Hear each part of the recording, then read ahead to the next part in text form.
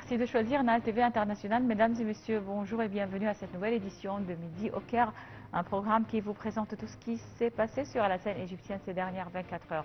On va commencer par le président Abdel Fattah el-Sisi qui a réitéré le soutien de l'Égypte à la conférence sur le règlement pacifique et l'application de la solution à deux États prévue à New York le mois courant. Le président el-Sisi a souligné que la création d'un État palestinien aux frontières de 1967 avec Jérusalem-Est comme capitale est le seul moyen de réaliser une paix durable au Proche-Orient. Le chef de l'État a fait cette déclaration lors d'un entretien téléphonique avec son homologue français Emmanuel Macron, au cours duquel il a rendu hommage à la position française soutenant les droits légitimes du peuple palestinien. Le président Sisi a passé en revue les efforts déployés par l'Égypte en vue de parvenir à un cessez-le-feu dans la bande de Gaza et à l'acheminement des aides humanitaires vers le secteur.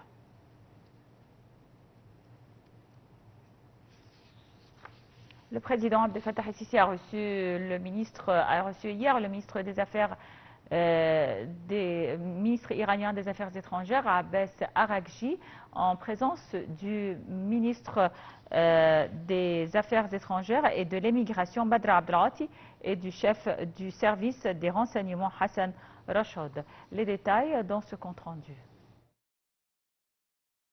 Le porte-parole officiel de la présidence, l'ambassadeur Mohamed El-Chenaoui, a déclaré que le ministre iranien des Affaires étrangères a transmis au président Abdel Fattah el-Sisi les salutations du président Massoud Pezeshkian. Les deux parties ont souligné l'importance de poursuivre les efforts afin d'explorer les perspectives de développement conjoint des relations entre les deux pays.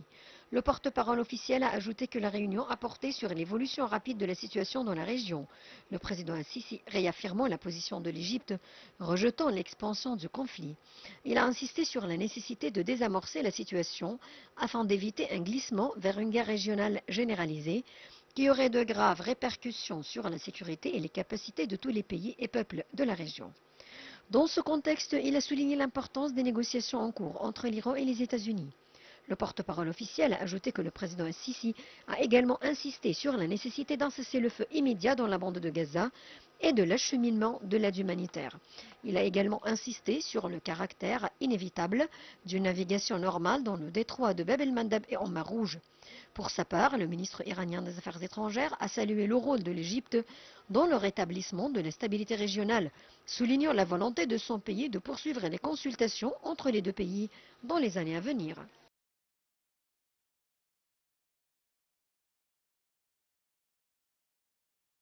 Le ministre des Affaires étrangères et de l'émigration, Badr Abdelghati, a confirmé la position ferme de l'Égypte visant à établir une zone exempte d'armes nucléaires au Moyen-Orient.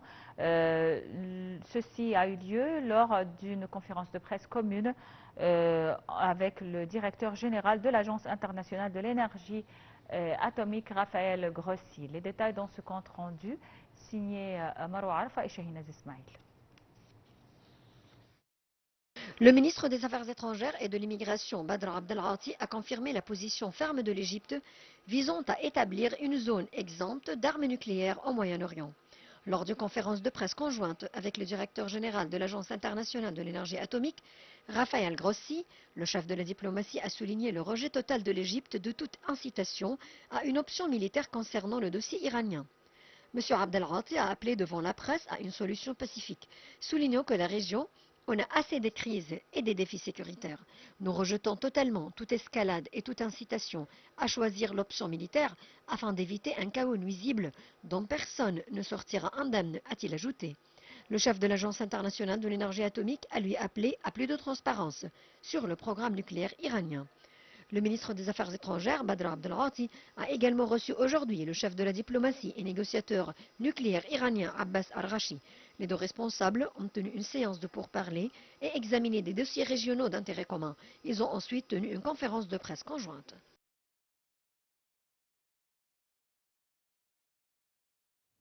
Et pour parler donc de ce sujet, on a en ligne Dr Moustapha Tamam qui est analyste politique. Bonjour monsieur. Bonjour à vous. Hier, il y avait une activité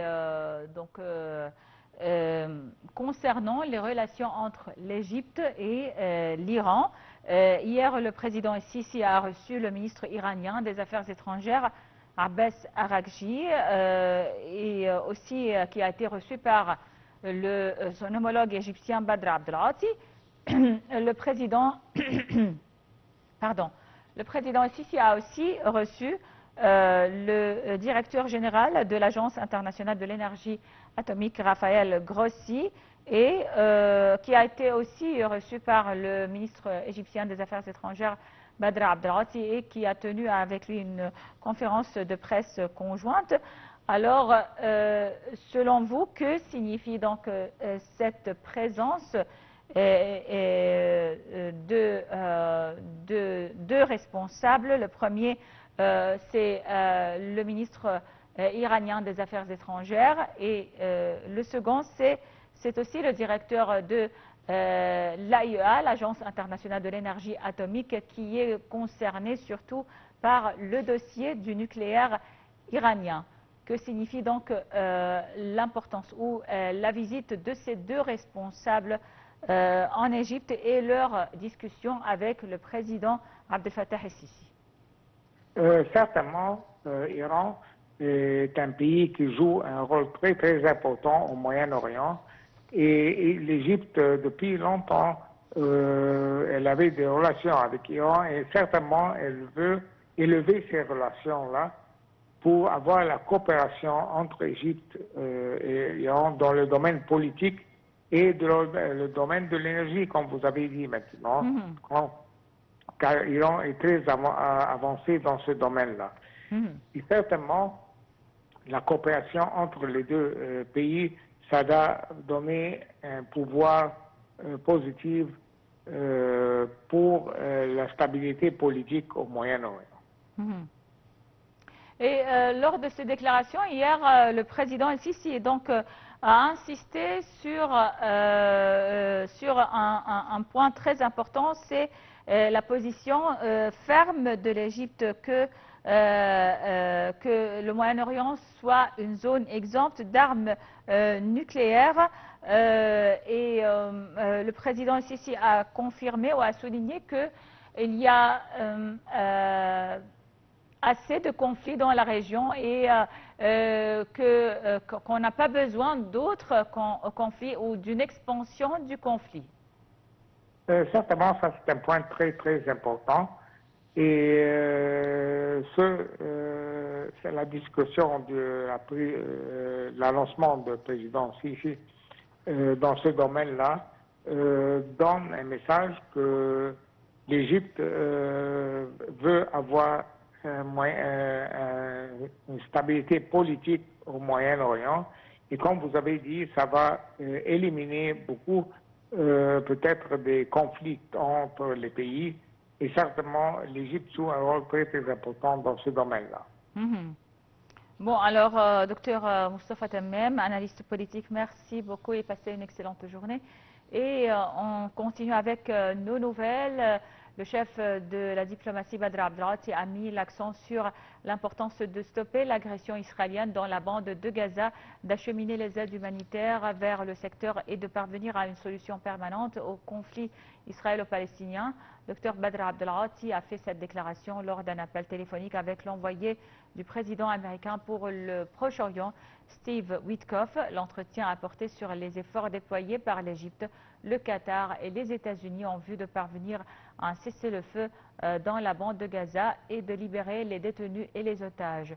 Witkoff a de son côté salué le rôle de médiation mené par le Caire en vue de mettre un terme à la guerre, acheminer les aides et libérer les détenus.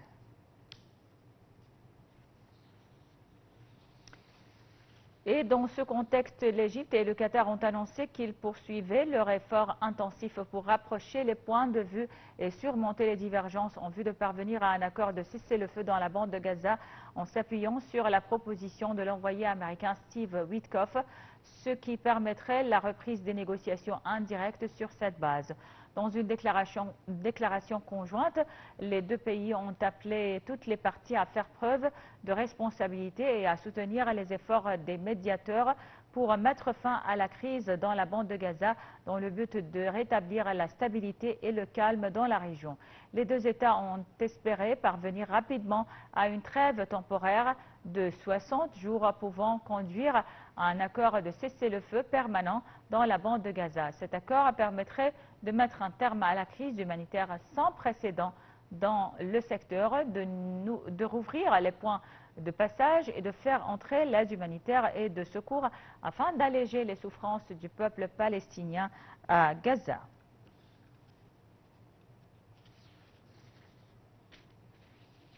Le président Abdel Fattah el-Sisi a adressé ses sincères félicitations à l'équipe de Pyramids pour avoir remporté la Ligue des champions africaine de football pour la première fois de l'histoire du club.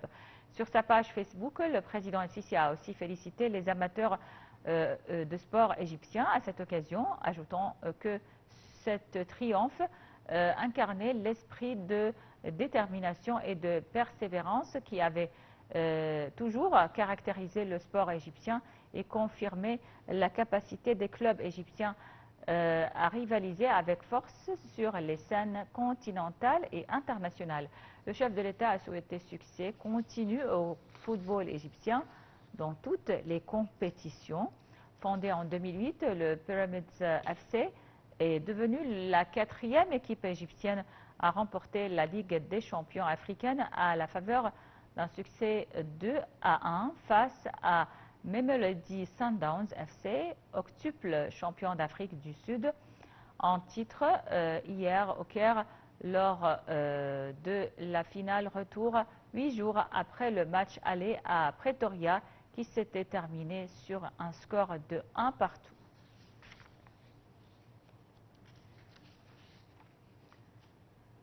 Plus d'1 million de musulmans ont convergé vers la Mecque pour accomplir le grand pèlerinage annuel. Les autorités saoudiennes ont promis un Hajj plus sûr grâce à des mesures de lutte contre la chaleur et à un renforcement du contrôle des pèlerins non autorisés. Le Hajj, qui s'étend sur 5 à 6 jours, principalement en extérieur, est l'un des 5 piliers de l'islam. Tout musulman qui en a les moyens est tenu de l'accomplir au moins une fois dans sa vie. Cette année, la riche monarchie du Golfe a mobilisé plus de 40 agences gouvernementales et 250 000 fonctionnaires pour tenter d'atténuer les risques liés à la chaleur. Les passages couverts ont été étendus de 50 000 mètres carrés. Des milliers de secouristes supplémentaires seront déployés et plus de 400 points d'eau fraîche et des milliers de brumisateurs seront en service durant tout le Hajj. Les autorités saoudiennes s'appuieront également sur les dernières technologies d'intelligence artificielle pour surveiller les déplacements et mieux gérer les flux avec l'appui de données collectées par une nouvelle flotte de drones déployés à travers la Mecque.